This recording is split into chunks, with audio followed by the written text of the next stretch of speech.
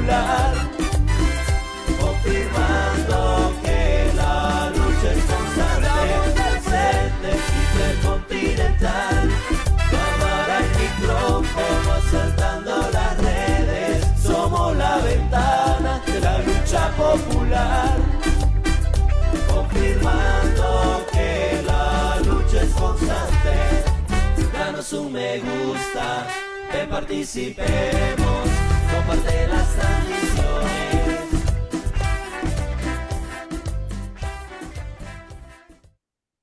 Muy buenos días, muy buenas tardes y muy buenas noches para todos aquellos compañeros, aquellas personas que nos visitan por primera vez. Les saludamos, un abrazo fraterno para todos ustedes, esperando que esta semana haya sido de su mejor provecho. Como ustedes saben, ahora tenemos un conversatorio que es muy interesante, los puntos a tocar. Les pedimos que por favor compartan. Antes de seguir adelante, quisiéramos disculparnos con ustedes porque vamos a comenzar un poquito tarde, pero bueno, hay problemas que aunque uno quisiera solucionar, no los puede por diferentes circunstancias. Así que pedimos las disculpas a ustedes y la comprensión necesaria. Antes de seguir adelante, vamos a presentar a los compañeros que van a estar conmigo como Frente Intercontinental, como es el compañero Carlos Rodríguez de Noruega. Adelante, Carlos. Hola, muy buenas tardes, muy buenos días, muy buenas noches. Lo hemos intercalado los saludos, ¿no? Sí, estamos acá en Oslo, Noruega, interesados también en la situación de nuestro país y también a disposición, digamos, para llevar esta conversación y sacarle el mejor provecho. La espera ha sido satisfactoria y eso como les voy yo a recomendar, ¿no? De que aprovechen el momento en esto para hacer las preguntas y hacer sus comentarios de acuerdo a los temas que vamos a ir tocando. Así que muchas gracias por estar con nosotros y continuaremos en esta conversatoria. Gracias, Marvin. Muchas gracias, soy Marvin de Cantagallo, Chalate, un salvadoreño preocupado por la situación en El Salvador, actualmente residiendo en Toronto, Ontario. Muchas gracias a nuestro invitado y a las personas que ya se están conectando. Les pedimos por favor que hagan sus preguntas relacionadas al tema y con el debido respeto. Adelante, compañeros. Gracias, Marvin. Bueno, un saludo muy especial para para el compañero, para el expresidente Mauricio Funes.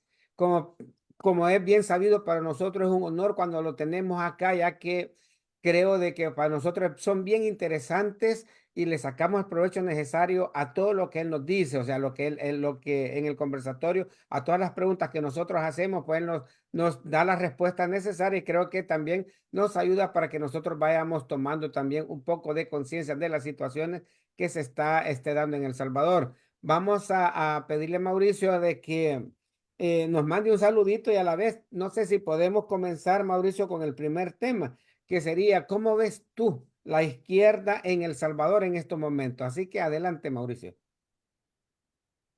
Muchas gracias por la invitación y por la gentileza de parte del Frente Intercontinental para poder estar en tan gustado programa. Buenas tardes, buenas noches o buenos días para todos los salvadoreños y salvadoreñas que nos están viendo en diferentes partes del mundo, pero sobre todo en el territorio nacional.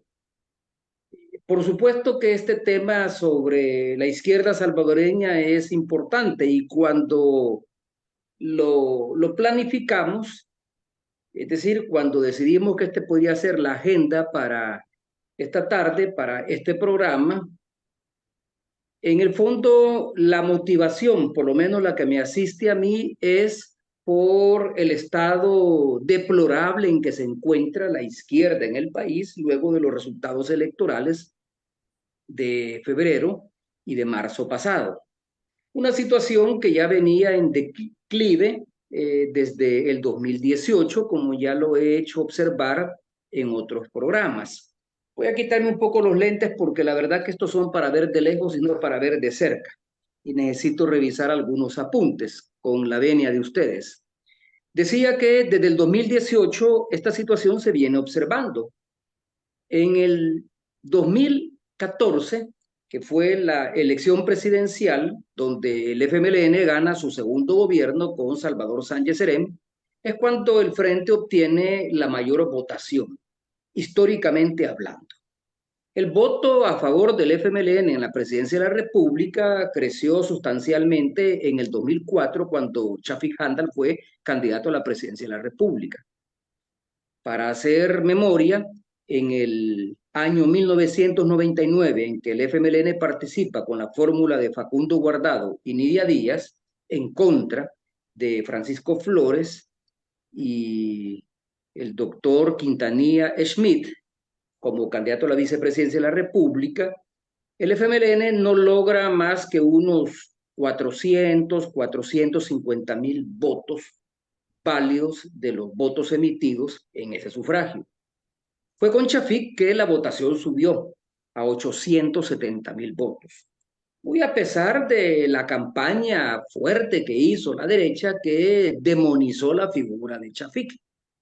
Recuerden que incluso Chafik promovió, poco después de las elecciones, una demanda por difamación en contra de un político de derecha de nombre Rafael Mengíbar, un juicio que finalmente ganó Chafik. Curiosamente, porque el FMLN nunca ha tenido el control del aparato de justicia y su incidencia en el aparato de justicia, sobre todo justicia penal, ha sido mínimo. Pero en este caso fue tan evidente la campaña de difamación, de injurias que articuló la derecha a través del señor Rafael Mengíbar que finalmente Chafik ganó el caso.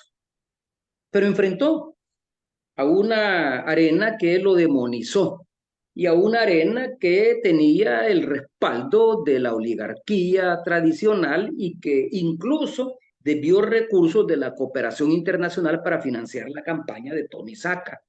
Recuerden que Francisco Flores fue procesado durante mi gobierno justamente por haber desviado cerca de $10 millones de la cooperación taiwanesa destinada a los terremotos, que en lugar de utilizarse en atender las necesidades de las víctimas y de los familiares de las víctimas del terremoto de enero y febrero del 2001, fue a parar finalmente a las arcas del Partido Arena para financiar la campaña presidencial de Tony Saca. Ahí estamos hablando de por lo menos $10 millones, si no más. Hay algunos analistas que hablan de que realmente lo que se invirtió fue mucho más. No solo recursos provenientes de la cooperación externa, sino que también recursos provenientes del presupuesto público, de la partida secreta que manejaba Paco Flores y recursos provenientes de los grandes empresarios de los grupos oligárquicos. Frente a eso se enfrentó Chafik. De tal manera que lo que hoy sostiene Manuel El Chino Flores, de que él como candidato a la presidencia de la República tuvo que enfrentar todo el aparato de Estado, no es la primera vez que el FMLN lo hace. Chafik también en el 2004 enfrentó todo el aparato de Estado. Tony Saca controlaba todo el aparato de Estado. Perdón, Francisco Flores controlaba todo el aparato de Estado. Controlaba la mayoría legislativa en la Asamblea, controlaba la Fiscalía, controlaba la Corte Suprema de Justicia, el Ejecutivo, y tenía el sólido respaldo de los grupos empresariales, de los grupos oligárquicos que financiaron la campaña de Tony Saca. Y no obstante obtuvo 870.000 votos. A diferencia de los votos que obtuvo el chino, que no pasan de 202.000 votos, por más que él diga que le robaron medio millón de votos. Aún así, aunque no ha aportado elementos de juicio, ni ha aportado pruebas de que le robaron medio millón de votos, asumamos que efectivamente le robaron medio millón de votos, Manuel El Chino Flores habría obtenido, junto con Werner Marroquín, cerca de unos 700.000 votos. 170.000 votos menos de los que obtuvo Chafik en condiciones más o menos similares, donde Chafik fue demonizado. Ni por cerca Nuevas Ideas y Nayib Bukele demonizó al Chino Flores como lo hicieron con la figura de Chafik Handal. Pero luego vino la elección que yo gané en el 2009, donde la votación creció, la presidencial, en unos 500.000 votos más y yo obtuve 1.350.000 votos, con lo cual gané la elección presidencial. Luego vino la elección del 2014, donde en segunda vuelta, en el balotaje, Sánchez Serén ganó con 1.400.000 y pico de votos, mucho más votos de los que yo obtuve. Es decir, creció su votación. Pero ¿qué comenzó a pasar en el 2018? En el 2018 el FMLN cayó con respecto a las elecciones del 2015. Cayó tanto a nivel de diputados como a nivel de consejos municipales. En el 2019 el FMLN siguió cayendo y la debacle se profundizó, porque después de haber sido primera fuerza política y después de que Sánchez Serén ganó con 1.450.000 votos en segunda vuelta, resulta que Hugo Martínez obtiene cerca de unos 390.000 votos, lo que lo coloca en un distanciado tercer lugar. Incluso Carlos Calleja, del Partido Arena, obtuvo por lo menos unos 450.000 votos más que los que obtuvo Hugo Martínez del FMLN. Y por supuesto, quien obtuvo más votos, 1.300.000 y pico votos, fue Nayib Bukele por el Partido Gana, que le permitió ganar las elecciones presidenciales en primera vuelta. Pero ahí ya hay un declive. En el 2021 el declive se sigue profundizando, porque después de haber tenido en el 2018 23 diputados, en el 2021 no obtiene más que 4 diputados. Cayó la votación. Y a nivel de consejos municipales, después de haber ganado cerca de 60 alcaldías, en el 2021 gana 30 alcaldías. Es decir, baja su votación. Y esa debacle no se queda ahí. En el 2024, en febrero y marzo pasado, como está registrado de acuerdo a los datos de los diferentes escrutinios que se llevaron a cabo, tanto en febrero a nivel presidencial como en marzo a nivel de asamblea legislativa, Parlacen y consejos municipales, el FMLN terminó de caer y terminó de hundirse. El Chino Flores no logró más que 202.000 votos, y aunque él reivindica que gana la segunda posición porque fue el segundo candidato más votado o el candidato más votado de la oposición, pero la diferencia con Nayib Bukele es una diferencia abismal. Volvamos nuevamente a las consideraciones que había hecho el Chino. El Chino dice que a él le robaron 500.000 votos. No hay pruebas de eso, pero asumamos que le robaron 500.000 votos, es decir, no obtuvo 202, sino que obtuvo 700.000 votos.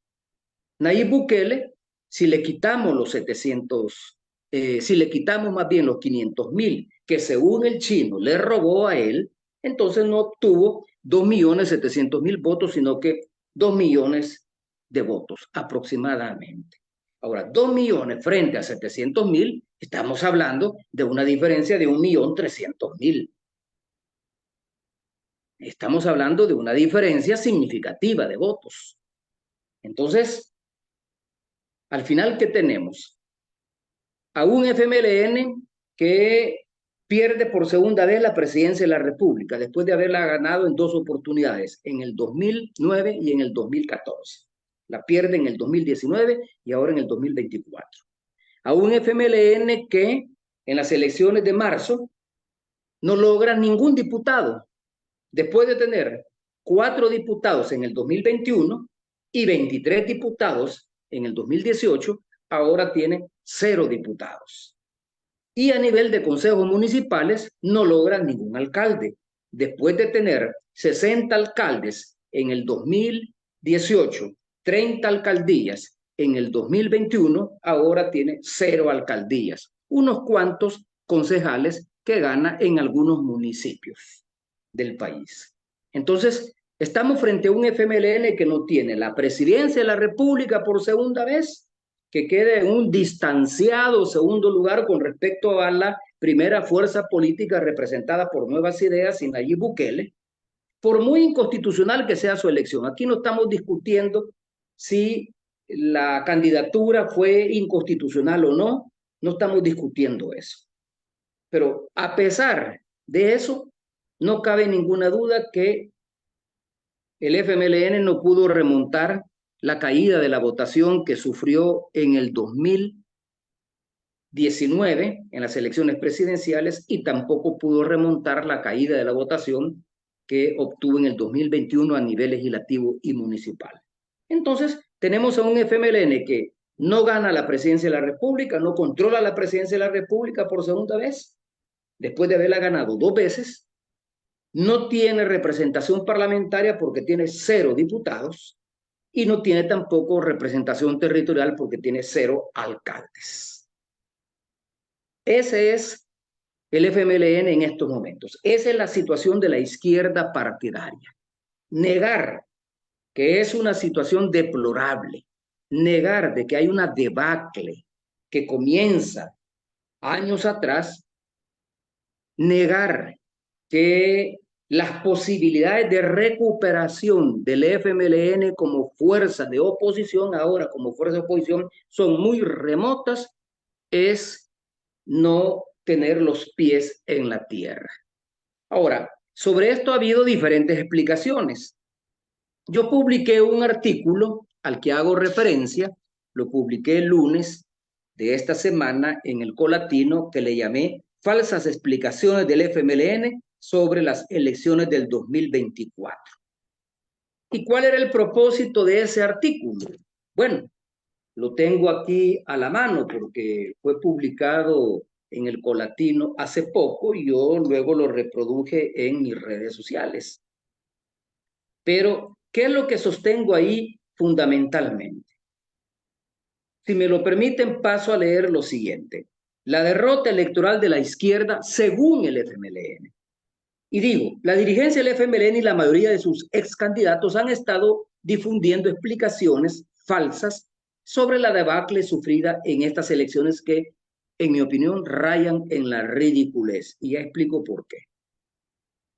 Lo que evidencian es una falta de autocrítica y hasta de sentido común.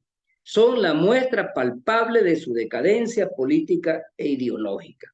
Han dado diferentes explicaciones sobre los resultados electorales y ninguna de estas explicaciones da cuenta de lo que realmente está ocurriendo en el FMLN. Han dicho que la debacle se debió a un fraude preparado de antes de las elecciones por Nuevas Ideas y el gobierno. Y efectivamente, hubo fraude. Hubo fraude constitucional para las elecciones presidenciales y hubo un fraude técnico para las elecciones legislativas y municipales donde se modificaron las reglas del juego para favorecer a Nuevas Ideas y a sus candidatos. Pero esto de fraude no da cuenta de la debacle del FMLN. No se puede decir que el FMLN tuvo este desempeño porque le hicieron fraude o porque le robaron votos. Yo planteo que la debacle electoral y política de la izquierda viene desde el 2018, como ya lo dije anteriormente, y se profundiza en el 2019, en el 2021 y sigue cayendo a su punto más bajo ahora en febrero y marzo del 2024. Y en el artículo doy datos que ya acabo de referir anteriormente. Pero el Chino Flores, como el candidato presidencial, ha dicho que perdieron las elecciones porque no tenían recursos económicos, porque además le robaron cerca de 500,000 votos y enfrentaron todo el aparato del Estado que jugó en su contra. Pero hay que hacer un poco de historia para caer en la cuenta que la izquierda siempre ha participado en elecciones cuesta arriba. Y sin embargo, los resultados no han sido tan catastróficos como ahora. En el 94, cuando el FMLN participa por primera vez como partido legal, no tenía recursos económicos, no tenía acceso a la deuda política porque no había participado en elecciones presidenciales anteriormente. La derecha orquestó una campaña mediática contra el FMLN a la que calificó como una fuerza terrorista, a pesar de que había negociado con ella y había logrado los acuerdos de paz de 1992. Y pese a esta falta de experiencia y pese a esta falta de recursos, el FMLN obtuvo el 31,65% en segunda vuelta electoral. 31,65%. ¿Cuál fue el porcentaje de Hugo Martínez en el 2019? 13%. ¿Cuál fue el porcentaje de Manuel El Chino Flores hoy en el 2024? 7%. En las elecciones del 2004 que gana Arena con Tony Saca, el FMLN enfrenta, digo yo, no solo a todo el aparato de Estado controlado por Arena. Tony Saca controlaba el Ejecutivo, controlaba la Asamblea a través de una mayoría de derecha que había construido con Arena, PCN y PDC, y por lo tanto tenía mayoría calificada. El FMLN no tenía ni siquiera mayoría simple. Arena, además de eso, controlaba la Corte Suprema de Justicia. La Corte respondía a Arena. La Fiscalía respondía a Arena. Bueno, el fiscal general de la República era primo de Tony Saca, Félix Garrido Safi. Controlaba la Corte de Cuentas de la República a través del PCN. Entonces, no es la primera vez que un mandatario tiene el control total del Estado. Lo que pasa es que ahora, por supuesto, Nayib Bukele tiene un control mucho mayor del Estado del que tenía Tony Saca, pero ya Tony Saca tenía el control del Estado y tenía el respaldo de la oligarquía financiera y de servicios de ese entonces, que financió su campaña. Entonces, Shafik enfrenta a Tony Saca en una campaña electoral desigual, en una millonaria campaña electoral que demonizó la figura de Shafik. Y ni siquiera Bukele lo hizo, como he dicho antes, con el Chino Flores. Y a pesar de esta campaña difamatoria, a pesar de enfrentar todo el aparato de Estado, a pesar de tener mucho menos recursos que los que invirtió Tony Saca en su campaña, Chafico tiene 870,000 votos, es decir, por lo menos 600,000 más que los obtenidos por Manuel Flores. Pero pongamos el dato que Manuel Chino Flores dice que es el más real, es decir, que a él le robaron 500,000 y por lo tanto, si según el tribunal se le reconoce 202,000, si le sumamos los 500,000 que le robaron son 700,000 votos, 702,000 votos. Aún así, Chafico obtuvo 870,000 votos, es decir, 170,000 votos más que Manuel el Chino Flores. Entonces, en mi opinión, la falta de recursos, el fraude que pudo haber hecho Nuevas Ideas, el hecho de haber enfrentado todo el aparato de Estado, no es la causa de la debacle electoral. Estos factores hay que buscarlos en otro lado. Como digo, como conclusión de esta primera parte del artículo, no cabe duda que las causas de esta debacle electoral, política y territorial son otras, están en otro lado. Y a esas causas me quisiera referir para seguir profundizando sobre la situación actual de la izquierda partidaria en el país y cuál es el futuro que yo le veo al FMLN en el país. Me quedo acá. Mauricio, Hay preguntas sí, de ustedes. Sí, Carlos y yo, no sé si Daniel también queremos, bueno, es evidente, digamos, el 2018 ya se dio un bajón, por decir algo, ¿verdad? Una reducción de la masa de votantes de el FMLN con Mauricio Funes al FMLN con el profesor sube, pues incluso hasta sube un poco el margen de votación, pero de ahí comienza, pero 2018 comienza, ¿cuál según tú son las causas, digamos, por qué el partido que representa las causas de la mayoría, que representaba al pueblo que entusiasmó tanto, 2009, 2014, digo, para sintetizar, dejó de ser esa esperanza o dejó de ser una opción de esperanza para el pueblo? No sé, Carlitos, para que solo le preguntemos al compañero. Sí, porque voy también en esa misma línea, ¿no? Es que, ¿por qué ahorita, como dice el Chino Flores o alguna parte de la dirigencia del FMLN, buscan las causas afuera? O sea, porque es fácil decir que de afuera es que está pasando, o sea, que los problemas están afuera y por eso es que eso. Entonces esas causas son casi ficticias, podríamos decirlo, cuando en realidad, digamos, las causas, como dicen en otro nivel, son internas. Si vos no agarrar las causas que internamente están ocasionando esto y seguir dándole la culpa a factores externos, no van a lograr a resolverlo. Me imagino que sobre esa base va, pues, no sé, pero sobre esa base, porque además nosotros como militantes que hemos sido del FMLN, lo hemos sentido en carne propia, ¿verdad? Porque también ha habido un flujo de militantes del FMLN que se han ido, ¿verdad? Y son causas internas. Bueno, yo no descarto que hayan causas externas. En el comportamiento de los partidos políticos, ya sea para arriba o para abajo, desde el punto de vista electoral, para ser más gráficos, es decir, un partido político tiene un determinado desempeño en una elección. Pero quiero aclarar, yo no estoy diciendo que el FMLN se define en las elecciones únicamente, porque entonces convertiría al FMLN en un partido o en una maquinaria electorera, es decir, en una maquinaria que trabaja en función de elecciones.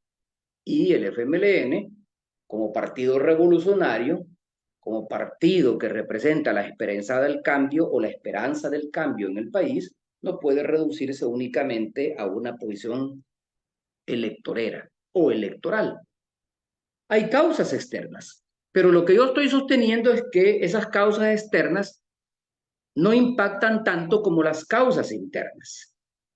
Y paso a referirme a la historia del FMLN. Luego de las elecciones del 2009, donde el FMLN gana por primera vez la presidencia de la República, enfrentando a todo el aparato de Estado, porque hay que decirlo. E insisto en este punto porque yo he escuchado a los candidatos o ex candidatos del FMLN, sobre todo la fórmula presidencial del FMLN actual, decir de que por primera vez el FMLN tuvo que enfrentar el aparato de Estado, algo así como una pelea desigual entre David y Goliat. Y no es cierto.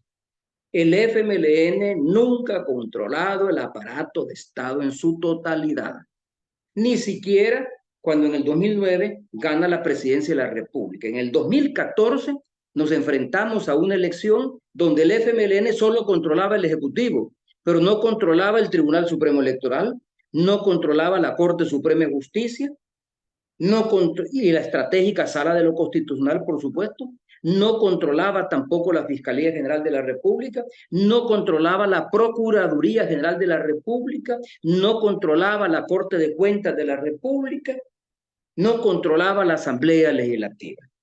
Cuando son las elecciones que gana Salvador Sánchez Serén, el FMLN solo tenía 31 diputados y la mayoría simple se hace con 43 y la mayoría calificada con 56. Cualquiera puede decir, sí, pero tenían alianzas con otros partidos de la derecha como Gana. Bueno, pero eran alianzas coyunturales que se construían sobre la base de ciertos temas específicos. No es que Gana fuera un satélite del FMLN, como ahora son satélites de Nuevas Ideas, tanto Gana, PCN como PDC. En ese momento, sencillamente, Gana tenía una alianza para garantizar la gobernabilidad y para garantizar que se dieran las decisiones de la Asamblea Legislativa. Pero hubo momentos de votación durante mi periodo presidencial donde no logramos los votos de la derecha. Yo intenté, para el caso, impulsar una reforma tributaria progresiva bajo el lema de que el que gana más paga más. Es decir, el que tiene más ingresos debe pagar más impuestos. Porque fue parte de nuestra reivindicación y sin embargo no la pudimos impulsar porque fue torpedeada por la derecha, tanto en la Asamblea como en la Sala de lo Constitucional. Fue torpedeada. Propusimos un incremento al impuesto a las ganancias y este no fue aprobado. Propusimos un incremento al impuesto a los alcoholes, a las bebidas alcohólicas y se aprobó la tabla mínima. Luego de una negociación que tuvo la Constancia y el grupo de destiladores, bajo el dominio del grupo económico Balsarete-Crit, se logró la aprobación de un incremento mínimo, pírrico, frente a lo que nosotros habíamos propuesto. Propusimos el impuesto al patrimonio y no fue aprobado. Propusimos el impuesto predial y no fue aprobado. Propusimos un impuesto a los bienes inmuebles ociosos que no generan productividad, es decir, no estamos hablando de una finca, no estamos hablando de una fábrica, sino que ranchos de playa, ranchos en las montañas, ranchos en el lago, ranchos de lujo, y sin embargo tampoco fue aprobado. Entonces, cualquier intento de reforma tributaria progresiva que intentamos empujar no fue aprobado, porque no teníamos el control de la Asamblea Legislativa. Entonces el FMLN nunca ha tenido el control del poder total del Estado, por lo tanto, la lucha desigual a la que se refiere Manuel Chino Flores, que efectivamente se dio en estas elecciones, ha sido la nota dominante en todas las elecciones donde ha participado el FMLN desde la firma de los acuerdos de paz, en las elecciones presidenciales del 94, en las del 99, en las del 2004, en las del 2009, en las del 2014, en las del 2019 y ahora en las del 2024. Y lo mismo las elecciones intermedias para alcaldes y diputados. Ahora, ¿qué pasa? Dentro del FMLN, un sector de la dirigencia controlado por José Luis Merino busca transformar al FMLN en una maquinaria para hacer dinero a costa de los recursos del Estado. Y ya voy a explicar a qué me refiero con esto. José Luis Merino fue de la opinión y sigue siendo la opinión que ahora es el turno de ellos. Ahora es el turno de ellos. Así es como interpreta para su propio beneficio aquella célebre obra de Roque Dalton, El turno de los vendidos. Ahora es el turno del FMLN. ¿El turno de qué? El turno de que al llegar al Ejecutivo, entonces, va a utilizar los resortes del Estado para enriquecer al grupo que él representa. En otras palabras, como digo en el artículo, ahora les toca a ellos usufructuar del gobierno y enriquecerse a costa de negocios con el Estado. ¿Y qué es lo que hacen en el fondo? Repetir el experimento de Arena. Arena es el partido orgánico de la oligarquía.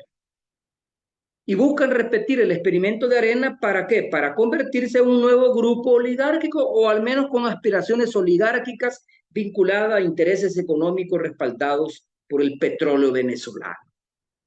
Cuando se crea Alba Petróleo, se crea con el propósito, y ese fue el objetivo tanto de el expresidente Hugo Chávez como de Chafik Handal, de crear una empresa de orientación social que, valiéndose de los recursos y de las ganancias provenientes de la comercialización del petróleo, puesto que nosotros no somos país que produce petróleo, entonces valiéndose de las ganancias generadas por la comercialización del petróleo, se iban a financiar importantes programas sociales para reducir la vulnerabilidad de la población y reducir los niveles de pobreza de El Salvador. Y ese fue el objetivo. Pero poco a poco ese objetivo comenzó a perderse. Ese rumbo comenzó a perderse. Y el FMLN, como partido de izquierda, comienza a copiar los métodos de la derecha oligárquica para hacer dinero y acumular riqueza. Y esto es lo que, en mi opinión, respondiendo a tu pregunta, Carlos, y al comentario que hacía Marvin, esto es lo que, en mi opinión, distanció al FMLN y a su grupo dirigencial de las aspiraciones e intereses populares. En otras palabras, y lo voy a decir crudamente, ya no importaba tanto satisfacer las necesidades de las familias pobres del país. Lo realmente importante para la alta dirigencia del FMLN, controlada por José Luis Merino, era hacer negocios y acumular riqueza. Y para ello habría que estar en el poder o cerca del poder. Estos acercamientos hacia Nayib Bukele comienzan desde el 2012, cuando Nayib era alcalde de Nuevo Bucatlán. Continuaron cuando Nayib fue alcalde de la capital y se profundizaron cuando Nayib gana la presidencia en el 2019. Y Merino tuvo mucho que ver con el lanzamiento de la carrera política y el financiamiento de la carrera política de Nayib Bukele. Los negocios que hizo el Grupo Alba permitieron el surgimiento de un grupo empresarial con aspiraciones oligárquicas. Y este esquema de acumulación era necesario para mantener el control de la actividad económica, al menos en los rubros donde tiene que ver las 23 empresas del Grupo Alba. ¿Por qué el acercamiento de Nayib Bukele, o más bien de José Luis Merino hacia Nayib Bukele? Porque Bukele era el que, por su carrera política, que como digo comenzó en la alcaldía de Nuevo Bucatlán y siguió en la capital, era el que más probabilidades tenía de ganar las elecciones del 2019. Y por eso es que a mí no me resulta extraño que José Luis Merino haya puesto una parte de los huevos en la canasta de Gana, que es el partido que llevó a Bukele a la presidencia de la República. Es decir, no se arriesga a poner los huevos nada más en la canasta del FMLN, en la de Hugo Martínez, sino que también pone, y quizás pone la mayor parte de los huevos en la canasta del que tenía más posibilidades de ganar, es decir, en el caballo ganador. Entonces, cuando algunos miembros de la actual comisión política sostienen que siendo gobierno el FMLN se distanció de las aspiraciones populares y no organizó a la gente en torno a la defensa de los intereses, en el fondo están pasando por alto que para una dirigencia partidaria, que su propósito era acumular riqueza, aumentar su riqueza, la defensa de los intereses populares queda en segundo plano y por lo tanto la organización de la población en torno a la defensa de sus intereses, aspiraciones, deja de ser importante. Aquí es donde comienza la debacle del FMLN y aquí es donde comienza el distanciamiento del FMLN de los intereses populares y deja de ser un partido de orientación popular preocupado por los problemas de los más pobres, de los más vulnerables, para convertirse en una fuerza política donde la organización territorial pasa a segundo plano porque lo más importante era hacer negocios. Hacer negocios. Y de ahí el acuerdo político y empresarial que yo siempre he denunciado entre José Luis Merino y Nayib Bukele.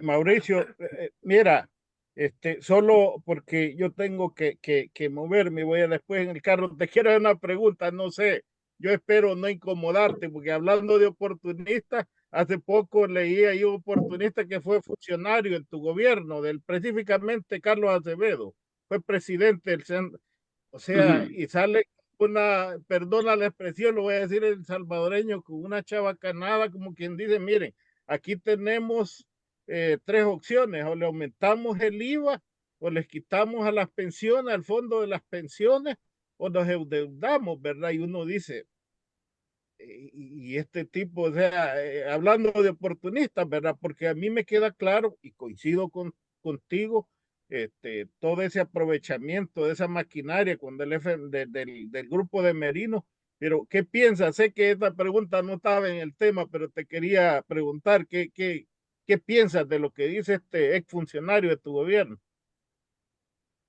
Yo reaccioné frente a esa entrevista que tuvo Carlos Acevedo con Moisés Urbina en frente a frente a la Telecorporación Salvadoreña.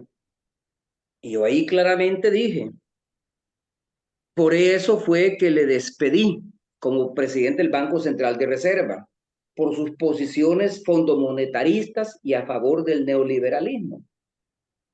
Hay una cosa cierta y es que el país necesita más ingresos fiscales. El país necesita más recursos para financiar el crecimiento, para financiar el desarrollo económico, pero para financiar también el desarrollo social y reducir las vulnerabilidades que enfrentan una parte importante de la población, lo que pasa por reducir la pobreza y la desigualdad económica y social. Ahora bien, ¿de dónde vienen esos recursos? Esos recursos pueden venir de endeudamiento externo. Y por eso es que nosotros tuvimos necesidad de endeudarnos. Y lo mismo Sánchez Serén. Pero hoy las bardas fueron sobrepasadas por Nayib Bukele. Porque si sumamos el endeudamiento del gobierno de Tony Saca, el endeudamiento bajo mi gobierno y el endeudamiento externo bajo el gobierno de Sánchez Serén, Nayib nos supera a los tres con creces. En menos de 5 años, porque los 5 años terminan hasta junio, en menos de 5 años el gobierno se ha endeudado en más de 10.000 millones de dólares. 10.000 millones de dólares. Por lo menos se ha endeudado más que los dos gobiernos del FMLN. El endeudamiento en mi gobierno anduvo como por 4 y la mitad, 4.000 millones y la mitad. El endeudamiento de Sánchez Serén anduvo como por 3,8, 3,9 mil millones de dólares. Es decir, entre Sánchez Serén y mi gobierno no llegamos ni a los 8.000 millones de dólares. Nayib ha sobrepasado eso. Y nosotros gobernamos 10 años y Nayib tiene 5. Bueno, esa es una opción de financiamiento. Otra opción de financiamiento es aumentar los ingresos tributarios. Pero ¿A dónde está el enfoque fondomonetarista con el que yo no estoy de acuerdo de Carlos Acevedo? ¿Y por qué tener razón tú, Marvin, cuando dices que él es un oportunista? En el hecho de que para él el incremento al IVA en 3 puntos porcentuales del 13 al 16%, como está proponiendo el Fondo Monetario Internacional, es la vía más rápida para aumentar los ingresos tributarios, porque 1 punto porcentual de incremento del IVA deja un poco más de 220 millones de dólares por punto porcentual. Si estamos hablando de 3 puntos porcentuales, estamos hablando de unos 750 millones de dólares que le ingresarían al fisco, en forma efectiva, constante y sonante. Ahora bien, uno se pregunta, ¿y por qué un incremento al IVA? Lo que implicaría una reforma tributaria regresiva que hace cargar sobre las espaldas de los pobres, de la gente de menos ingresos, de la clase media, la fiscalidad, y no hacerlo a través de una reforma tributaria progresiva que aumente el impuesto a los que más ganan, a los ricos. Hay economistas que han hecho el siguiente cálculo, basado en investigaciones de organismos internacionales como por ejemplo Oxfam Internacional. 160 millones o 160 millonarios, familias de millonarios, concentran el 90% del PIB, un poco más del 90%. El PIB anda más o menos por los 30.000 millones de dólares, un poco menos, pero redondeemos, 30.000 millones de dólares. Significa que 160 millonarios concentran el 90% del PIB. ¿Cuánto es el 90% de 30.000 millones de dólares que representa el PIB? Estamos hablando más o menos de unos, ¿qué? 22.000, 25.000 millones de dólares. 160 millonarios. Si a esos 160 millonarios les ponemos un impuesto al patrimonio, como existe en Estados Unidos, como existe en Europa, no seríamos el primer país que tasa un impuesto al patrimonio de los millonarios, que no tiene nada que ver con su actividad empresarial. Es un patrimonio, por supuesto, resultado de su actividad empresarial, pero estamos hablando de un patrimonio neto. De un patrimonio neto. Si ponemos un impuesto de un 5% a estos 25.000 millones de dólares, o bajémoslo, si quieren bajémoslo, y redondeémoslo a 20.000 millones de dólares, aunque es un poco más. Pero si ponemos un impuesto del 5% a estos 20.000 millones de dólares, estamos hablando de ¿cuánto? El 5% de 20.000, estamos hablando de ¿cuánto? Estamos hablando de unos más o menos 500, 600 millones de dólares. Un impuesto del 5%. Si además de eso no consideramos un 5%, sino que un 7% o un 10%, que en Estados Unidos y que en Europa eso no resultaría extraño. Estaríamos hablando de un impuesto del 10% al patrimonio de 160 millonarios salvadoreños que concentran más del 90% de la renta nacional, del PIB, del ingreso nacional. Estamos hablando entonces un 10% de 20 millones. Estamos hablando de unos 1.000 millones de dólares. Y con el aumento en 3 puntos porcentuales logramos 750 millones de dólares, y con el establecimiento de un impuesto al patrimonio, estamos hablando de los más ricos, estamos hablando de 1.000 millones de dólares. Entonces, ¿por qué insistir en una reforma tributaria regresiva que haga cargar el peso de la fiscalidad en los más pobres, en lugar de hacer cargar el peso de la fiscalidad en aquellos que tienen más y han acumulado más riqueza, justamente porque han aprovechado por años los resortes del Estado para enriquecerse? Si los grupos oligárquicos en el país nacen a finales del siglo XIX, con el proceso de acumulación originaria de capital que implica la producción comercialización y exportación del café a partir justamente de la utilización del aparato de Estado para enriquecerse, porque fue el control del gobierno, el control del Congreso, lo que le permitió a los grupos cafetaleros llevar a cabo el proceso de extinción de ejidos y tierras comunales, que eran las tierras más fértiles para la producción del café. Y a partir de ahí se creó todo un andamiaje jurídico que permitió el enriquecimiento y la acumulación de capital de los grupos oligárquicos empresariales y que continuó luego en el siglo XX con el algodón, con el azúcar, con los procesos industriales, que continuó luego con la conversión de la oligarquía en una oligarquía financiera y de servicios. Tradicionalmente, la oligarquía ha utilizado el Estado para hacer negocios y por eso la necesidad de tener el control del Estado, el control del aparato de Estado, que es el que tiene en estos momentos. Y en estos momentos la oligarquía, ¿en qué medida está siendo perseguida o afectada en sus intereses económicos? Nayib ofreció combatir a los poderes fácticos. Y recuerdo que hace un año, cuando pronunció su discurso en la Asamblea Legislativa de 4º aniversario del gobierno, dijo: en El Salvador ya no controlan las decisiones del país, ni la Comandancia General del FMLN, ni los grupos oligárquicos, ni los grupos fácticos. Mira, ¿Y qué vemos Mauricio, ahora? ¿Y qué vemos ahora? Cierro con esto nada más, Daniel. ¿Qué vemos ahora? Que los grupos fácticos no han sido afectados en sus intereses. Siguen controlando la economía del país. Uno de estos grupos, uno de estos 160 millonarios, el grupo CRIT, tiene un patrimonio de cerca de 7.000 millones de dólares en un PIB que no llega ni a 30.000 millones de dólares.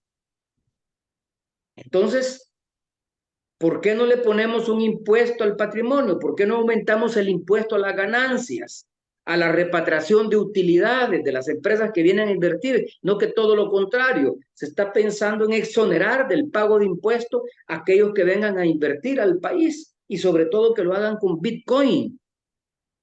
¿Por qué no hacemos eso?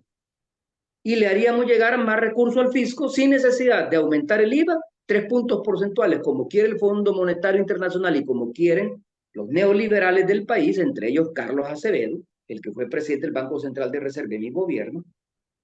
Y tampoco tendríamos que recurrir al fondo de pensiones.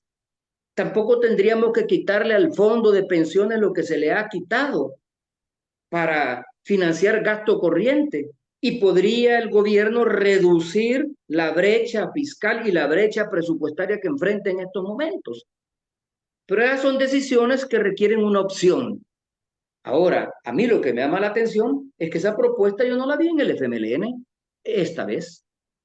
Yo no vi al Chino Flores como candidato a la presidencia de la República plantear de que si él llegaba a ser presidente, iba a poner un impuesto al patrimonio, iba a aumentar el impuesto a las ganancias o a la repatriación de utilidades, o iba a poner un impuesto predial e iba a impulsar una reforma tributaria progresiva.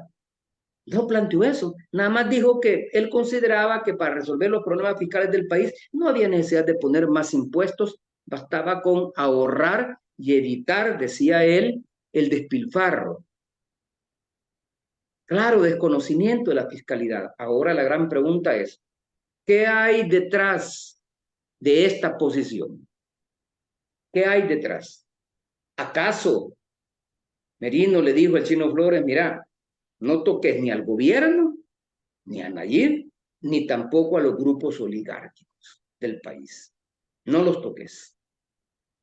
Habla de la oligarquía en general, habla del imperialismo, pero no toques en la práctica ni hagas propuestas que tengan que ver con los grupos oligárquicos, porque nos vamos nosotros también, porque en el fondo el grupo ALBA de 23 empresas que nace con ALBA Petróleo es un grupo económico, un grupo empresarial que tiene aspiraciones oligárquicas. Entonces nos vamos nosotros. Y si nos vamos nosotros, entonces nuestras posibilidades de enriquecimiento y de seguir acumulando riqueza se reducen considerablemente. Y para eso no se necesita el FMLN. por lo menos no un FMLN revolucionario, antioligárquico y antineoliberal. Bueno, yo quisiera hacerte una pregunta con respecto al tema que estás tocando. Mira, entonces me hago la pregunta, nos hacemos la pregunta, ¿qué va a pasar entonces con la vieja oligarquía si prácticamente Nuevas Ideas está resurgiendo y como que está desplazando Arena, o es que ellos se van a unir o están unidos en este momento? No sé cómo lo ves tú el tema de la oligarquía, de la vieja oligarquía que se le puede llamar. Daniel, la vieja oligarquía fue desplazada. La vieja oligarquía fue desplazada a finales de los 90 con el ascenso a la presidencia de Félix Cristiani. La vieja oligarquía vinculada a los intereses agroexportadores, me estoy refiriendo a los cafetaleros, a los ganaderos, a los que se dedicaban al negocio de la caña de azúcar y a la industrialización del azúcar, de la caña de azúcar, a los algodoneros, esos ya fueron desplazados. Ya no tienen poder. Los cafetaleros ya no tienen, por sí solos, ya no tienen el poder que tenían antes. Ahora, aquellos cafetaleros que mutaron sus inversiones y las pasaron al sector financiero y de servicios, estamos hablando ya de otra cosa, ¿verdad? Ahora, no hay vieja oligarquía. La oligarquía en estos momentos es la oligarquía que llegó al control del poder del Estado a finales de los años 80 y que ese poder se vio potenciado no solo con el ascenso de Cristiani y del Partido Arena al control del Ejecutivo, sino que también con la firma de los acuerdos de paz que dejó intacto el modelo económico neoliberal. Toda la reforma neoliberal que llevó a cabo el gobierno de Cristiani, esa quedó intacta y nunca se puso en riesgo en los 20 años de gobierno de Arena. Porque ¿cuáles son los componentes de esa reforma neoliberal? ¿Cuál es el componente de los programas de ajuste estructural que impulsaron los gobiernos de Arena? Cristiani, Calderón Sol, Paco Flores y Tony Saca. La privatización, la venta de activos públicos, se privatizó el comercio exterior, que antes era privado, pero luego fue nacionalizado con la reforma, con las reformas impulsadas a principios de los 80 por la Junta de Gobierno, que dio el golpe de Estado al general Carlos Humberto Romero el 15 de octubre de 1979. Bueno, se privatizaron los bancos, la banca era privada, pero luego fue nacionalizada y luego se revirtió ese proceso de nacionalización que venía desde la época de la Junta de Gobierno y de los gobiernos de Napoleón Duarte, de los gobiernos demócratas cristianos. Se privatizaron los bancos. ¿Quiénes compraron los bancos? Los sectores oligárquicos, que antes tenían intereses en la agricultura, en la agroexportación, pero luego comenzaron a desarrollar intereses en el sector financiero. Se privatizaron las telecomunicaciones, por lo tanto ahí se fortaleció la oligarquía vinculada al sector de servicios.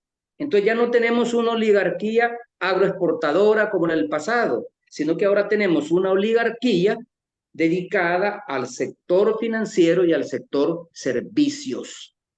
Y que además de eso amplía sus inversiones fuera del Salvador y las regionaliza.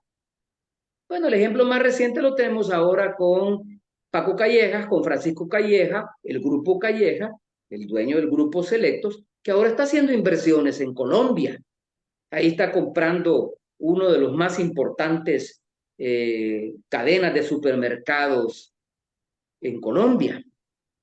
El grupo Poma, que es otro grupo oligárquico, sus inversiones, ¿dónde están?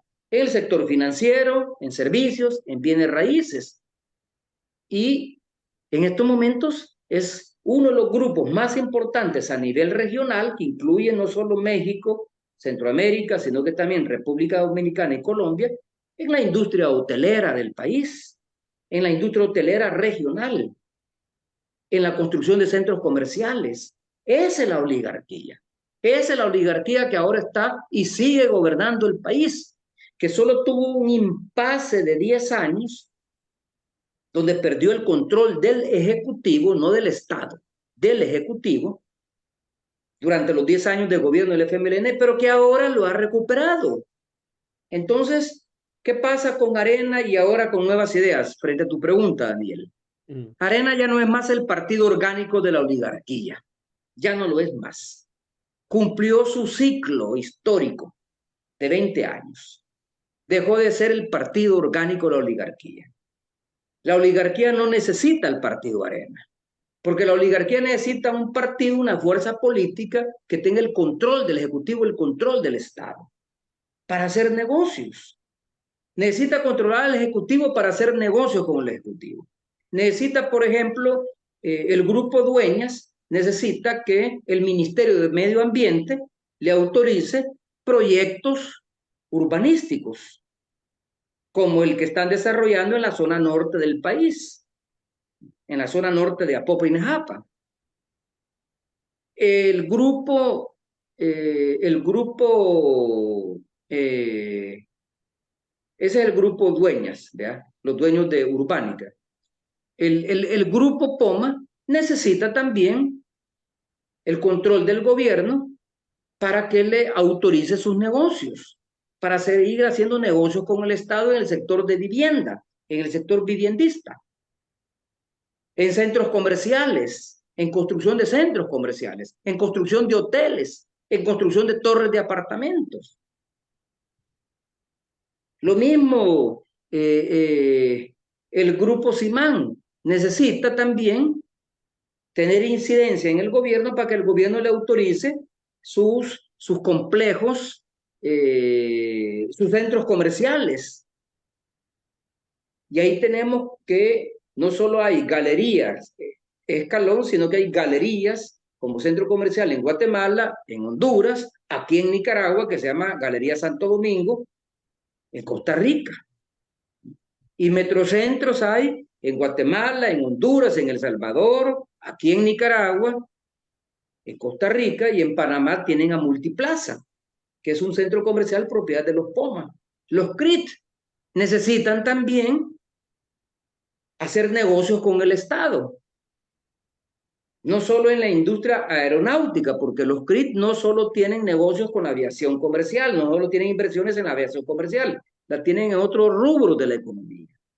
Entonces, esa oligarquía, que no es la vieja oligarquía, ni la nueva oligarquía, porque es la oligarquía que inicia su proceso de acumulación de capital y crecimiento de sus riquezas en los 20 años de gobierno de Arena y que ahora los mantiene.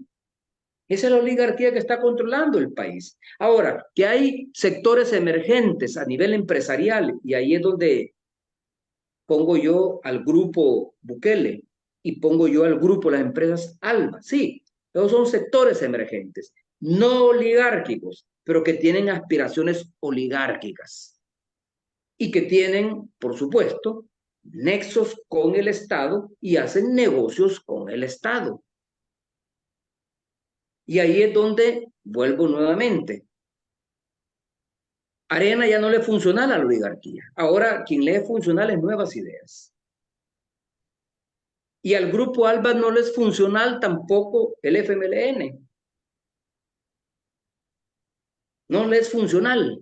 Y de ahí la alianza política y empresarial que tiene el grupo ALBA, liderada por José Luis Merino, con el clan gobernante, con la familia Bukele y algunos de sus socios y amigos que están alrededor de la familia Bukele. Entonces, ¿cómo esperar que un partido político como el FMLN tenga una actitud crítica y ejerza la oposición con estas limitantes? ¿Y por qué razón la comisión política actual y alguien que aspira a ser candidato a la Secretaría General y por lo tanto ser el secretario general del FMLN, por qué rehúye este debate interno? ¿Por qué no se pone en la agenda pública? ¿Por qué no se pone sobre la mesa el tema del control que tiene José Luis Merino de las estructuras organizacionales y territoriales y financieras del FMLN. ¿Por qué no se pone sobre el debate la responsabilidad que tiene el grupo de dirigentes alrededor de José Luis Merino en la debacle electoral del FMLN?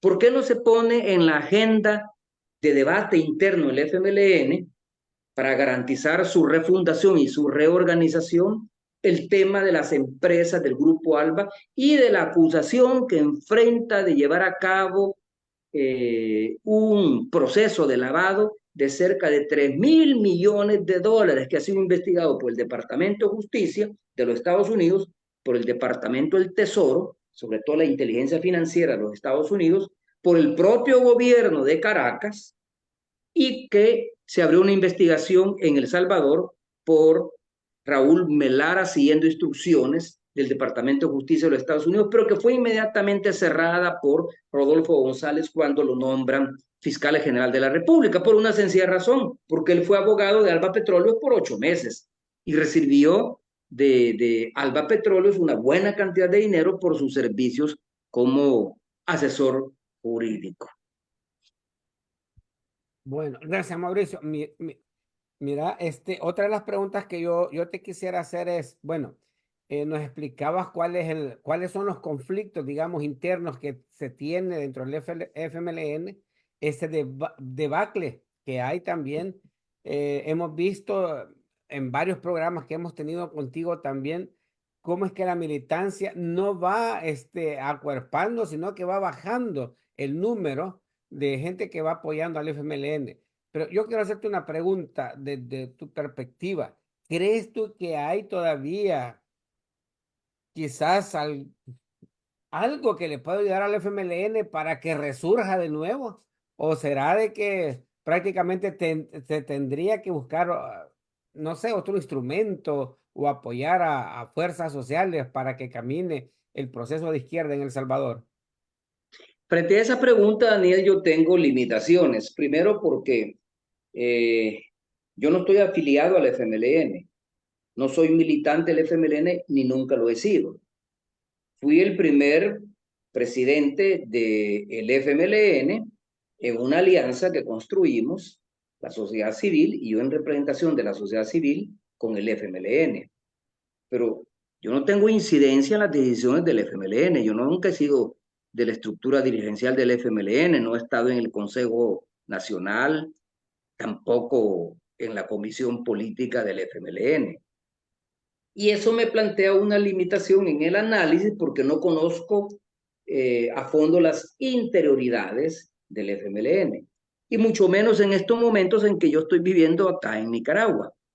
Eso plantea una dificultad para efectos del análisis y para responder la pregunta que tú me estás planteando, pero sobre la base de los hechos que yo analizo, yo veo muy difícil, esta es mi opinión personal, yo veo muy difícil que el FMLN tenga posibilidad de refundarse mientras se mantenga el control de José Luis Merino y sus aliados dentro del FMLN y particularmente en la comisión política actual, que es la que va a llevar a cabo este proceso de reorganización interna, porque este proceso de debate y reorganización interna ha sido convocado por el secretario general actual, que es Óscar Ortiz, y por la comisión política actual, y va a ser conducido por la comisión política actual. Aquí nadie ha renunciado y nadie ha dicho que se forme un grupo dirigencial provisional para llevar a cabo este proceso de debate, de revisión, de reorganización interna, ¿no? Óscar Ortiz ha dicho que pone su cargo a disposición, pero no ha renunciado. Él sigue siendo secretario general. Y en el momento en que se lleve a cabo la asamblea o la convención donde se elijan nuevas autoridades, bueno, él probablemente no participe, probablemente, pero él va a ser el conductor como secretario general de todo este proceso de consulta interna. A mí lo que me llama la atención, por ejemplo, es que yo escuché hace poco en un programa a Manuel, y cito a Manuel no solo porque es una figura relevante dentro del FMLN por haber sido el candidato presidencial en esta pasada contienda, sino porque también él tiene aspiraciones de ser secretario general, y lo ha dicho. tengo el derecho a aspirar a ser secretario general. Y hay quienes le han entusiasmado y le han dicho que él puede ser el secretario general. Pero para ser el secretario general va a necesitar, por decirlo de esta manera, el permiso, la venia de José Luis Merino. Número 1. Número 2. Él, como aspirante a ser el secretario general, no está dispuesto, por ejemplo, a que se abra el padrón. Lo ha dicho claramente. Entonces, ¿qué significa? Que la elección de autoridades se va a hacer en base al padrón viejo. ¿Y el padrón viejo quién lo controla? Lo controla José Luis Merino. ¿Por qué negarse a que se abra el padrón? Él dice que nada le cuesta a alguien que aspira a ser dirigente del FMLN a meter 1,000 personas, 500 personas como afiliados para que voten y participen en el proceso electoral. Sí, pero bueno, eso ocurre cuando se abre el padrón electoral de cualquier partido político, incluso de un país. Pero en el fondo lo que Manuel quiere es que se lleven a cabo elecciones internas para secretario general junto, para comisión política, para Consejo Nacional y para convencionistas.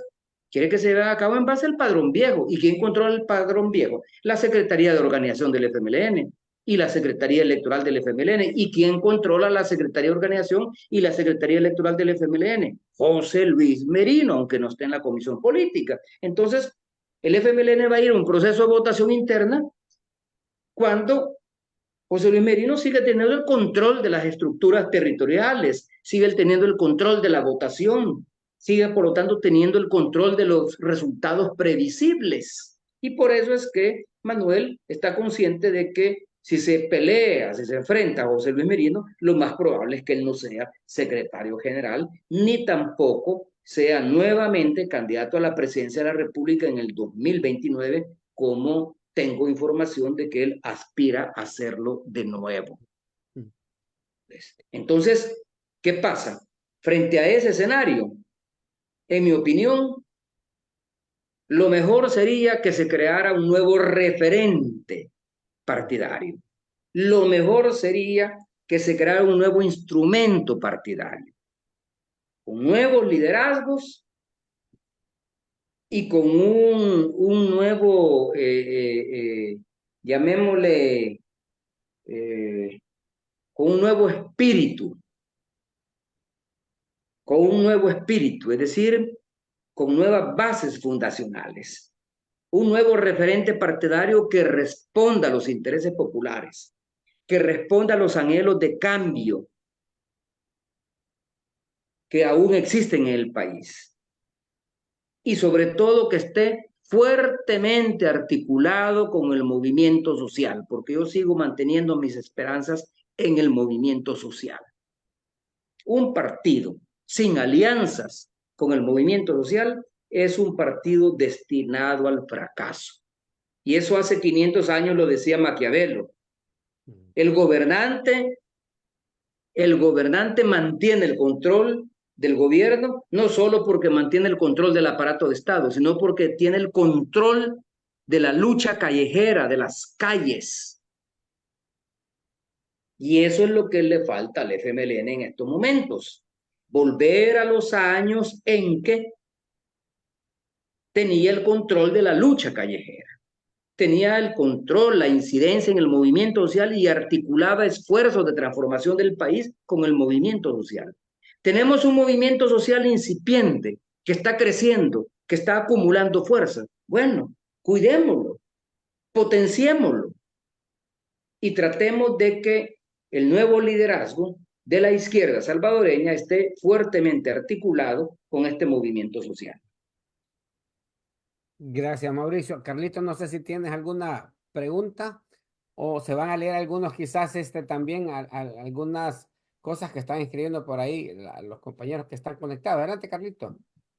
Sí, sí, aquí hay varios, bueno, comentarios y de todas esas. Por ejemplo, aquí Ricardo Mejía dice, ya se inventaron que si uno agarra una casa del fondo y se le hace algún arreglo, le caen los del fondo a medir lo que le ha hecho a la casa y luego le dicen que si ya le hizo mejoras, le suben 2 años más a la deuda de la casa, ¿entiendes? Entonces, todo eso lo van, y también hemos escuchado ahí en esos lugares que son, que dicen que ya las maras ya no son criminales, entonces a la gente le están subiendo también el impuesto de seguridad, le están llamando, ¿verdad? Entonces la gente está pagando cada vez más sobre esos aspectos, ¿no? Pero eso no se ve en ningún lado que vaya a fortalecer, digamos, la economía popular, ¿verdad? En ese contexto. Últimamente se ha estado hablando bastante el tema de la universidad, Mauricio, sobre los 52 millones que le han quitado a la universidad y que es probablemente que la estén tratando de asfixiar, ¿no? ¿Tienes tú algún comentario al respecto?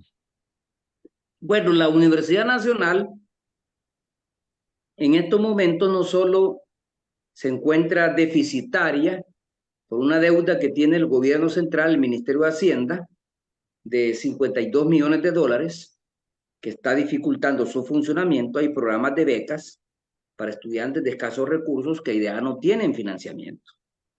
No tienen recursos ni para pagar plazas de maestros ni para pagar a proveedores. Y si no se paga esta deuda, esta podría llegar a finales del año, según lo ha dicho la vicerrectora de la Universidad Nacional, podría llegar a más de 90 millones de dólares.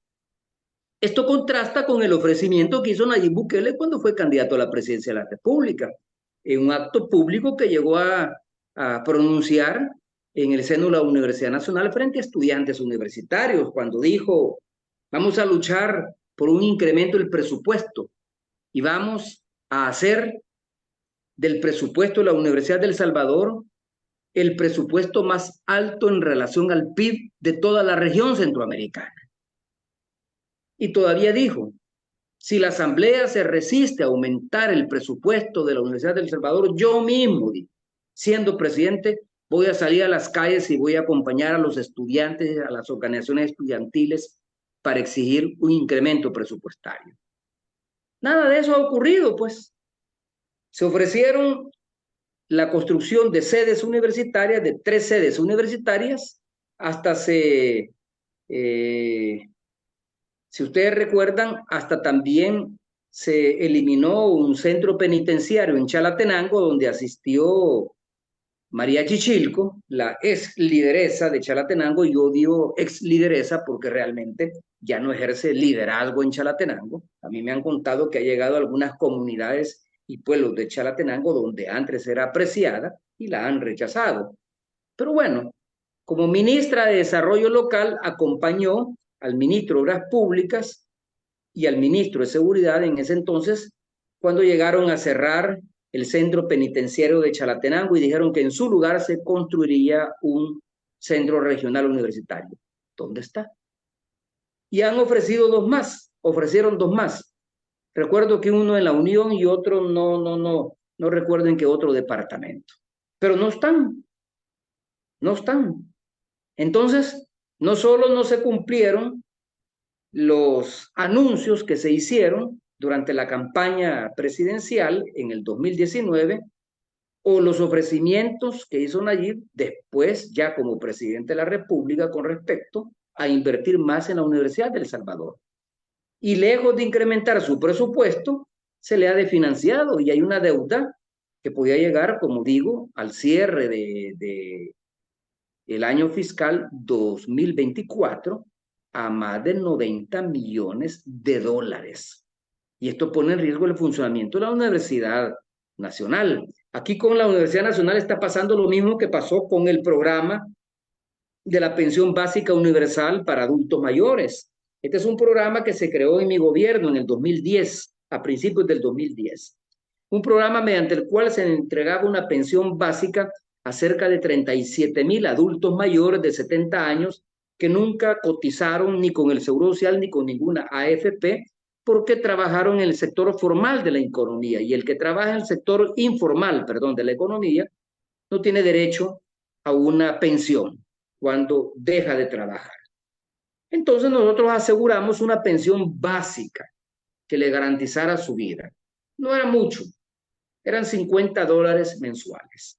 Pero esto, en alguna medida, garantizaba la satisfacción de algunas necesidades. ¿Qué ha pasado? Les deben, tienen 2 años en que no les pagan la pensión básica a 37,000 adultos mayores. Son más de $20 millones los que le deben. Y en un primer momento la explicación que dio María Chichilco es que lo que pasa es que los encargados de pagar la pensión tenían COVID. Y eso lo dijo hace más de un año y medio casi. Y a la fecha no se los han pagado. Perdón, yo aprecio mucho a María Chichilco. De hecho, fue mi funcionaria de gobierno. Yo la saqué del ostracismo, porque el FMLN prácticamente la había purgado, porque fue una de las que acompañó a Facundo Guardado y se fue con los facundistas. Pero yo reconocí su liderazgo en Chalatenango y lo sigo reconociendo. Y la nombré primero como gobernadora de Chalatenango y luego después como viceministra de Gobernación. Mi decisión no le gustó mucho a la entonces comisión política, a la entonces dirigencia del FMLN. No le gustó mucho. Pero bueno, yo no tomaba decisiones en base a que si le gustaba o no le gustaba, o si estaba de acuerdo o no estaba de acuerdo la comisión política del FMLN. Pero estoy profundamente decepcionado. Porque ¿qué ha hecho el Ministerio de Desarrollo Local en estos 5 años? No ha hecho absolutamente nada. El puente María Chichilco se ha caído 2 veces. Y lo han tenido que reparar 2 veces. Y es el único puente que han construido. Las escuelas que iban a recuperar, que iban a modernizar, ¿a dónde están? No han sido modernizadas. ¿A dónde están los recursos del antiguo FIDL, el Fondo de Inversión para el Desarrollo Local? ¿Dónde están? ¿Dónde están las obras de infraestructura para los municipios? No se ven. Ella forma parte de la junta directiva de la DOM, de la Dirección de Obras Municipales, que sustituyó al FODES luego de la derogatoria de la ley de creación del FODES y que concentra desde Casa Presidencial los recursos que antes estaban destinados al FODES, a los alcaldes. ¿Dónde están las obras? Y ella forma parte de la junta directiva. El DOM no ha terminado de construir, o la DOM, Dirección de Obras Municipales, no ha terminado de construir todavía el mercado de San Miguelito que se quemó y lo tiene parado. No ha comenzado a construir tampoco el mercado de San Miguel, que también se quemó. ¿A dónde están las obras? En los municipios. Y de eso participa María Chichilco. Por eso mi profunda decepción, aunque le sigo teniendo aprecio, mi profunda decepción por el trabajo de María Chichilco. Ciudad Mujer está desfinanciada. Hace 2 años le habían quitado $6 millones. No sé cómo se encuentra en estos momentos, no tengo información al respecto, pero ya no se construyó ninguna sede de Ciudad Mujer y Nayib Bukele ofreció de que iba a construir las otras 7 sedes para tener una sede en cada departamento. Yo construí 7 sedes. Mi gobierno construyó 7 sedes. Sánchez Serén no construyó ninguna. Sánchez Serén lo que hizo fue inaugurar la 7ª sede en el divisadero Morazán, pero que la obra y los fondos fueron negociados por mi gobierno y la obra comenzó en mi gobierno, pero no se alcanzó a construir por atrasos de la empresa constructora y porque además se construyó en plena elección y según la ley no se pueden hacer inauguraciones de obra en una elección, semanas antes de una elección. Pero las 7 sedes fueron construidas en mi gobierno. El FMLN, el gobierno del FMLN con Sánchez Serén no construyó ninguna sede y tampoco Nayib Bukele. Y es un proyecto galardonado, premiado por instituciones internacionales, premiado. Y sin embargo, ahí está. Ha reducido la cobertura de servicios. Está a punto de ser desfinanciado. Es una lástima realmente que uno de los proyectos de los programas sociales más exitosos del primer gobierno de izquierda, el FMLN, esté prácticamente abandonado. Y yo sinceramente no veo a ningún dirigente del FMLN hablar de eso, hablar del desfinanciamiento de los programas sociales. En este gobierno se han cerrado más de una docena de programas sociales y se han desfinanciado otra docena de programas sociales.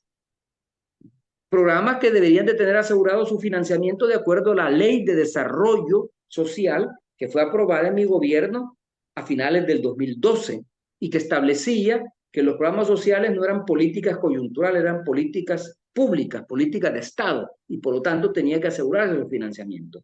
Y sin embargo, no. Y yo no veo a la izquierda actual, yo no veo a la comisión política actual abordar ese tipo de temas. Entonces, si no abordan ese tipo de temas, significa que la pobreza es lo que menos les importa, el combate a la pobreza es lo que menos les importa, y la representación de los intereses populares es lo que menos importa. Entonces, ¿para qué tenemos un FMLN así?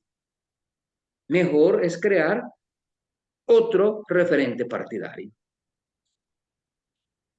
Bueno, gracias a Mauricio. No sé, llevamos más de una hora, vamos a ir finalizando quizás el conversatorio de ahora, pero es que se pone tan buena la información que nos da que nos ve el tiempo rápido, sentimos. No sé, compañeros, si hay alguna última pregunta para Mauricio y si no, pues vamos a ir cerrando.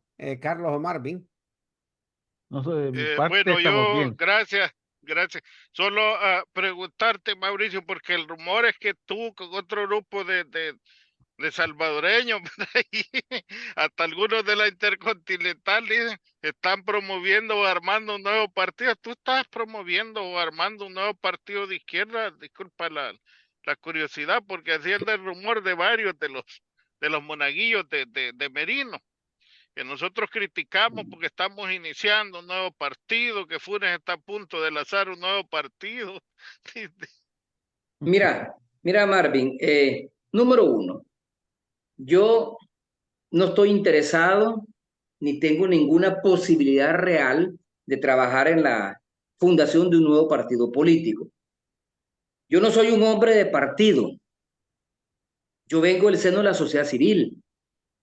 Antes de ser presidente de la República, ejercí el periodismo profesional durante más de 25 años. Y una vez terminé mi ejercicio como presidente de la República, cerré mi ciclo y renuncié a cualquier aspiración a ser funcionario público. Incluso, por mandato de ley, yo tendría que tener un curul como diputado en el Parlamento Centroamericano, porque así lo establece la ley del Parlamento Centroamericano, que los presidentes y vicepresidentes, una vez dejan la presidencia y la vicepresidencia, dejan el ejercicio público, pasan por derecho propio a ser diputados del Parlamento Centroamericano. La Sala de lo Constitucional emitió una resolución donde decía que eso era inconstitucional, que para ser diputado ante el Parlamento Centroamericano, enfrentando una resolución de la Corte Centroamericana de Justicia, que está por encima de las resoluciones que pueda tener la Sala de lo Constitucional salvadoreña, porque su nivel de jurisdicción es mayor. Pero enfrentando esa resolución dijeron que no, que yo no podía asumir el cargo de diputado del Parlamento Centroamericano, porque entonces si lo asumía entraba en desacato frente a una resolución de la Sala de lo Constitucional. Yo fui y me juramenté e inmediatamente me abrieron un expediente. La Fiscalía la Fiscalía General de la República me abrió un expediente por desacato. Inmediatamente yo dije, bueno, si me van a abrir un expediente por desacato, pues entonces renuncio a mi cargo. Renuncio a mi cargo y renuncié a mi cargo. Por lo tanto, yo no asumí ningún cargo público después de ser presidente de la República. Nunca estuve en una sesión del Parlamento Centroamericano. Solo fui a Guatemala al acto de juramentación ante la Junta Directiva del Parlamento Centroamericano, pero luego después envió una nota a la que entonces estaba como presidenta del Parlamento Centroamericano de que había tomado la decisión personal de renunciar a mi cargo. Y expliqué un poco el contexto jurídico y político que había en el país. ¿Qué quiero decir con esto? Que yo no tengo aspiraciones de ser ni funcionario público ni ser dirigente partidario, mucho menos de fundar un partido político. Número uno. Número dos. Objetivamente no tengo condiciones para fundar un nuevo partido político en El Salvador. Yo no puedo poner un pie en El Salvador. Soy objeto de persecución penal con motivación política. Tengo abiertos 5 procesos en El Salvador que me impedirían dedicarme a la vida política partidaria. Yo estoy enfrentando un proceso similar al que enfrentó Lula cuando lo acusaron injustamente de haberse robado un apartamento de clase media en la playa, en una playa de Sao Paulo, que supuestamente se lo había dado como soborno a una empresa constructora con la cual él nunca tuvo relación, y un apartamento, un dúplex, que nunca visitó, pero sin embargo estuvo preso 18 meses y eso le impidió participar como candidato a las elecciones presidenciales que finalmente ganó Bolsonaro. Afortunadamente, la Corte Suprema de Justicia, o el equivalente a la Corte Suprema de Justicia, que es el Tribunal Superior Federal de Brasil, afortunadamente lo exoneró de responsabilidad, no porque había sido condenado a 11 años de prisión y a no poder ejercer cargos públicos. Entonces lo exoneró de toda responsabilidad, fue sobreseído y eso le permitió participar nuevamente en política, fue nuevamente candidato por el Partido de los Trabajadores en una amplia alianza que construyó el Partido de los Trabajadores con algunos partidos de centro izquierda y centro derecha, y ganó las elecciones. Y ahora es presidente de la República.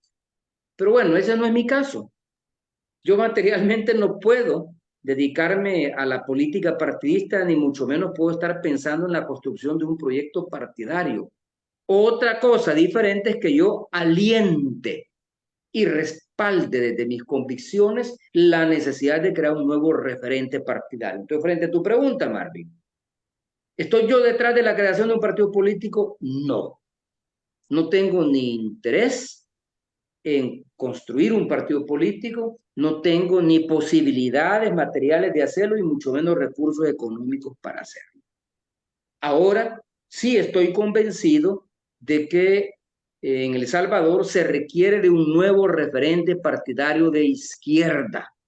De eso sí estoy convencido. Y si eso pasa por la creación de un nuevo partido político y el surgimiento de un nuevo liderazgo de izquierda, entonces, enhorabuena. Ese es un proceso que sí puedo apoyar humildemente dando mis opiniones. Esa es la situación, Martín.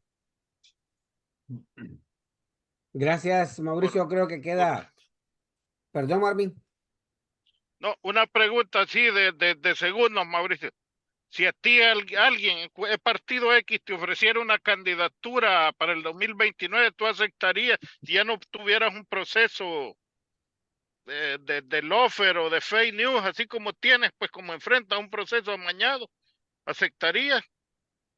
Bueno, mira, si para el 2029 yo fuera sobreseído ya de los cargos penales que enfrento y por lo tanto me puedo dedicar a la vida política partidista, entonces yo sí estaría abierto a tener una participación independientemente de la candidatura que se me ofreciera. Independientemente de eso, yo sí estaría en la posibilidad de aceptarlo. Pero te soy sincero, lo veo muy difícil, así como están las cosas. Pero bueno, nunca hay que decir nunca en política. Y lo que hoy es una realidad, mañana no lo es. Y lo que hoy es una posibilidad, mañana se convierte en una posibilidad real. De tal suerte que si hubiera una posibilidad de asumir una candidatura, si existieran condiciones reales y si yo tuviera la firme convicción que de esa candidatura yo puedo contribuir al proceso de transformación que demanda el país, yo lo haría.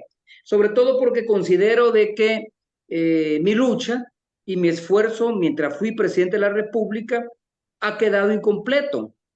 No logramos todas las transformaciones que nos propusimos, ni logramos todos los cambios que planteamos a pesar de habernos convertido por primera vez en la esperanza del cambio. Así que cuando yo fui elegido presidente, en mi presidencia y en mi gobierno se concentró la esperanza de cambio de los salvadoreños y salvadoreñas, que querían un país diferente y que creían que un nuevo El Salvador era posible. Pero por diferentes circunstancias objetivas y subjetivas, no fue posible concluir ese proceso de cambios, ni fue posible llegar o llevar a buen término ese proceso de cambios. Hay todavía demandas insatisfechas, hay procesos que quedaron incompletos y que hay que completarlos. Y si en el 2029 yo podría aportar a ese proceso, pues con mucho gusto lo haría, convencido de que existe una posibilidad real de que se lleve a cabo un cambio, pero con un nuevo referente partidario, no con el FMLN ni con la izquierda partidaria actual. Gracias, Mauricio. Bueno, vamos a ir cerrando el ¿Cómo no? conversatorio de esta noche porque ya tenemos cerca de 2 horas. Ha sido bien fructífero. Así que, bueno, invitamos, les agradecemos a todos los compañeros, a todas las personas que han hecho sus comentarios. Lamentablemente no podemos leerlos, pero sí en este momento al aire, pero sí después nos ponemos a leerlo y contestar algunos. Así que nos vamos a ir despidiendo, compañeros. Vamos a pedir al compañero Marvin que sea el primero ahora en dar algunas palabras para todos los que estuvieron con nosotros en estos momentos. Bueno, yo agradecerle a las personas que se conectaron, a nuestro invitado, por supuesto, ha sido un placer tenerte, Mauricio, y escuchar tus conceptos y tus valoraciones, a mis compañeros, a Carlos, a Daniel, pues, y somos el Frente Intercontinental y aquí estamos, o sea, las opiniones de Mauricio Funes y de todos los invitados que traemos nosotros, personas de mucha capacidad, son para generar pensamiento crítico. Así que por favor, algunos fanáticos, ya sea de buquelianos o berinistas, no se enojen. Saludos, compañeros, desde Toronto, Ontario. Gracias, Marvin. Carlito. Siguiendo con la línea de Marvin, no, sí es cierto que aquí todos tenemos argumentos para todo sobre lo que pensamos y precisamente el tener conocimiento e informaciones de otros pensantes nos fortalecen también, ¿verdad? Porque esto es importante, fortalecer nuestras convicciones, nuestros principios de lucha, y esto solamente se puede hacer, digamos, adquiriendo conocimientos con otras personas, en este caso con Mauricio Funes, que nos ha dado bastante información y puntos de vista que yo los considero importantes, digamos, para un análisis realista de la situación del país. Así es que muchas gracias por sus mensajes, muchas gracias por habernos acompañado y por supuesto muchas gracias a Mauricio por su información. Gracias, Carlito. Bueno, Mauricio, si crees tú que ha quedado algo, algún último comentario que quisieras hacer y despedirte de los compañeros que han estado con nosotros, pues es el momento. Únicamente quiero agradecerte a ti, Daniel, a Carlos y a Marvin, como parte del colectivo de producción que hace posible la existencia del Frente Intercontinental, la ventana de la lucha popular salvadoreña, esta oportunidad que me han abierto y que me posibilitan con cierta frecuencia para que yo externe mis puntos de vista. Yo quiero contribuir al debate y es importante porque estamos en una época de refundación de la izquierda salvadoreña. Estamos atravesando un ciclo donde está muriendo no una vieja derecha oligárquica, está muriendo una vieja representación partidaria de la derecha oligárquica con el Partido Arena y el surgimiento de una nueva representación partidaria de esta oligarquía con nuevas ideas. Pero también estamos en un momento definitorio para la izquierda salvadoreña, para construir un futuro diferente para la izquierda salvadoreña. Y entonces yo quiero hacer un aporte a este debate desde el conocimiento, desde mi experiencia y desde mis convicciones. Y el que ustedes me permitan esta posibilidad me llena de mucha satisfacción, de mucho placer y por supuesto estoy profundamente agradecidos. Así que no me queda más que decirles que cuando nuevamente me quieran invitar y necesitan que yo esté acá, con mucho gusto estoy en la plena disposición para contribuir a fortalecer ese debate. Así que muchas gracias y un saludo a todos aquellos y aquellas que nos han seguido hasta esta hora del día, ya sea mañana, tarde o noche o madrugada, dependiendo de los usos horarios de los países donde nos están sintonizando. Gracias, Mauricio. No, yo creo que al contrario, somos nosotros los que estamos agradecidos contigo porque, bueno, te llamamos y siempre estás dispuesto a estar con nosotros y darnos esa información interesante que siempre nos dan. Bueno, compañeros, yo invitarles nomás que estén pendientes porque mañana vamos a tener el programa, Marvin, se llama Los Esquineros Los esquineros Sospechosos. sospechosos, Esquineros arreglando el Sospechosos. mundo. Y de verdad que te vamos a invitar un día, Mauricio, a que estés ahí en esa tertulia con nosotros. Sí, y bueno, y el domingo estará Carlitos también con Domingo Intercontinental, así que a estar pendientes, compañeros, y porque ahí también interactuamos con ustedes. Mi nombre es Daniel Hueso, gracias. Y bueno, Carlitos, ponemos el tema de nosotros para finalizar. Gracias a todos y a todas. Somos el Frente Intercontinental, cámara y micrófono asaltando las redes. Somos la ventana de la lucha popular, confirmando que la lucha es constante. Frente Intercontinental, cámara y micrófono asaltando las redes. Somos la ventana de la lucha popular, confirmando que la lucha es constante. Danos un me gusta, participemos.